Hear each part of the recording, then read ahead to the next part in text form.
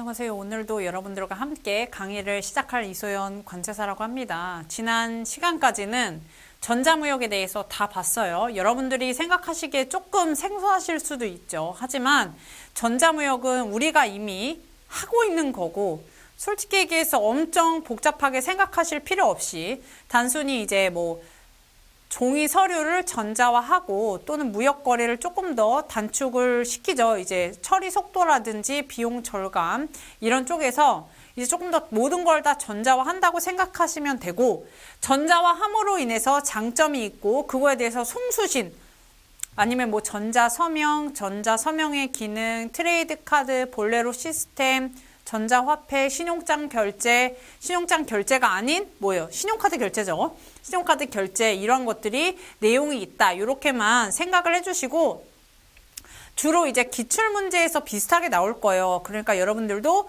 지금 제가 중간중간 기출문제를 몇 개씩 풀어드리죠. 이것뿐만 아니고 전에 있었던 기출문제들도 보시고, 이러한 전자무역 쪽만 살짝만 보시면 여러분들이 실제 시험을 보시는데 어렵지 않을 거예요. 그러니까 걱정하지 마시고 반드시 그래도 회독은 꼭 하셔야 된다는 거 잊지 마세요. 그리고 이제 그럼 우리가 기출문제를 볼게요. 첫 번째 문제는 뭐냐면, 한국 기업이 이거는 제가 교재에 없어요. 그래서 기출문제로 교재 수록은 해놨지만 이 내용에 대해서 가르쳐드리진 않았기 때문에 일부러 넣어놓은 거거든요. 보시면 한국 기업이 그러니까 신용카드로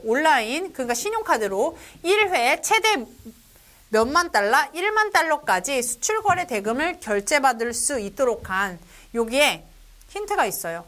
코트라가 운영하는 결제 솔루션이라고 했어요. 코트라. 일단 트레이드 카드는 아니죠. 트레이드 카드는 뭐예요? 지금 이거 연계돼서 봤으면 바로 기억이 나셔야 돼요. 전자 서류뿐만 아니고 종이 서류뿐만 아니고 무역 결제 또 성립, 이행, 종료까지 모든 과정을 아우르는 것을 전자화시킨 게 뭐다? 트레이드 카드이기 때문에 신용장을 대체해서 신용장이 없어도 돼요. 그리고 은행의 역할을 감소시켰다. 여기까지 기억을 하는 게 트레이드 카드니까 코트라가 운영하는 거 아니죠. 또 2번 썰프, 이거 보면 뭐예요? 결제 시스템인데 어떤 결제 시스템이에요? 볼레로에 대한 결제 시스템이에요. 그죠? 그 다음 3번 페이퍼. 이게 뭐냐면 이제 여러분들 들어보셨을지 모르지만 혹시 이베이 들어보셨어요?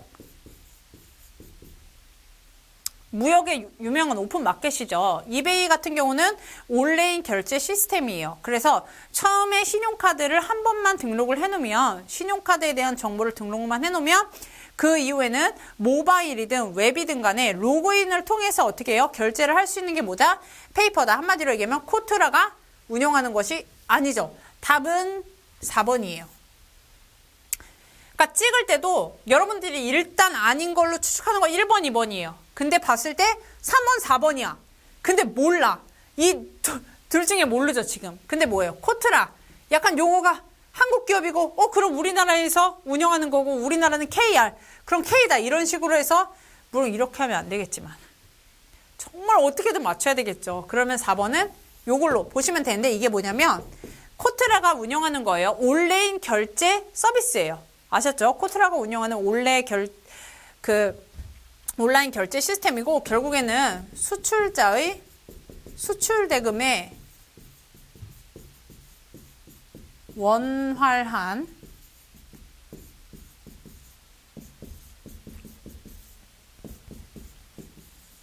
회수를 목적으로, 수출자 수출대금의 원활한 회수를 목적으로 만들어낸 게 코트라가 운영하는 KOPS라는 결제 시스템이에요. 아셨죠? 이거 두 개 다 뭐다? 온라인 결제 시스템은 맞아요. 이렇게 기억을 하시면 되고, 이런 식으로 해서 이 문제는 꼭 외워주시고요.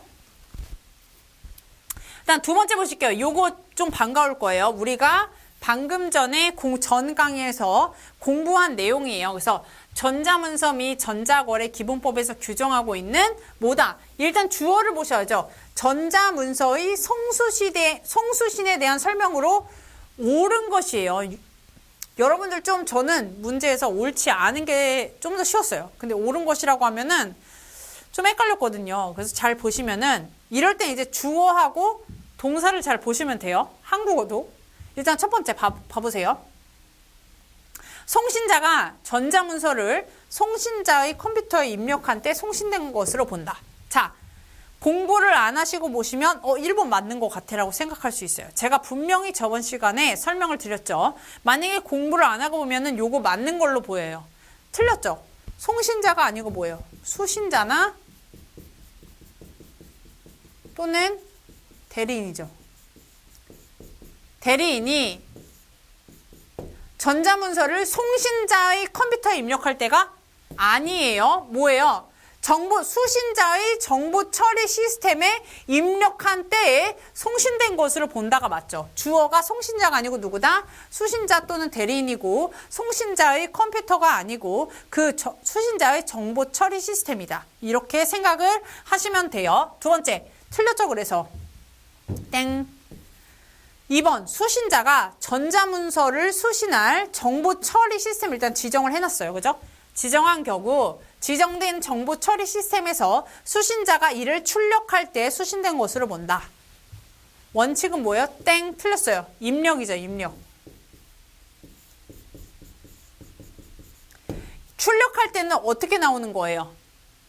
수신자가 전자문서를 수신할 정보 처리 시스템을 지정했어요. 그죠? 근데 지정된 정보 처리 시스템에서 지정된 정보 처리 시스템이 아니고 그 외에 정보 처리 시스템에서 수신했을 때를 의미하는 거예요. 그럴 땐 수신자가 출력했을 때 수신된 것으로 본다요. 이해 가셨죠? 지정된 정보 처리 시스템 이외에 정보 처리 시스템인 경우에는 출력한 때를 수신된 것으로 봅니다. 아셨죠? 하지만 지정된 정보 처리 시스템을 통해서 볼 때는 뭐다? 입력할 때 수신된 것으로 본다. 여기까지 꼭 기억을 해두시고, 세 번째, 수신자가 전자문서를 수신할 정보 처리 시스템을 지정을 하지 않았어요. 지정하지 않았다. 송신자가 관리하는 정보 처리 시스템에 입력된 때 갑자기 생뚱맞게 갑툭 튀로 나왔죠. 뭐예요? 송신자 아니죠. 수신자도 수신자.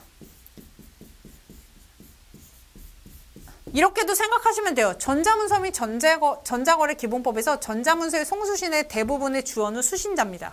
이렇게 기억을 해주시면 돼요. 갑자기 송신자가 나오면 틀린 거예요. 특히 수신 관련된 내용에서는 송신자 나오지 않아요. 수신자가 관리하는 정보 처리 시스템에 입력된 때 수신된 것으로 봅니다. 아셨죠? 그럼 3, 틀렸고 답은 그럼 4번이다. 수신자가 영업소를 가지고 있지 않아요. 그러면 어떻게 돼요? 그의 상거소, 상시 주재하는 장소죠. 그쵸? 자기 집일 수 있어요. 그의 상거소에서 수신된 것으로 본다. 답이 4번이에요.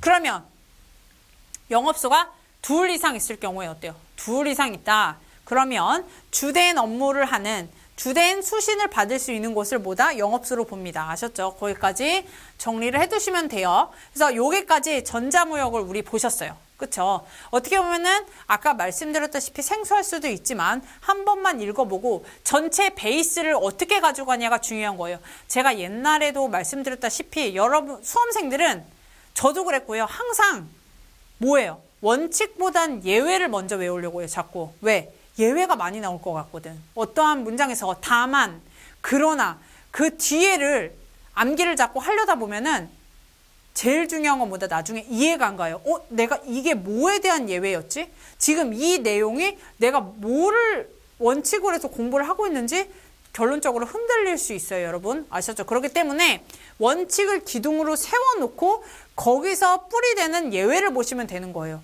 전자무역도 마찬가지예요. 결국 전자무역은 뭐예요, 여러분? 전자무역은 EDI를 중심으로 해서 뭐예요? 전자자료를 교환하는 거죠. 무역거래 형태를, 무역을 조금 더 편리하게 하기 위해서 전산화시킨 거예요. 전자화시킨 게 뭐다? 전자무역이다. 그럼 전자무역, 일반적인 전통적인 상거래가 아니고 전자적으로 무역거래를 하기 위해서는 인프라가 구축되어야 하고요. 또 플랫폼이 있어야 되죠.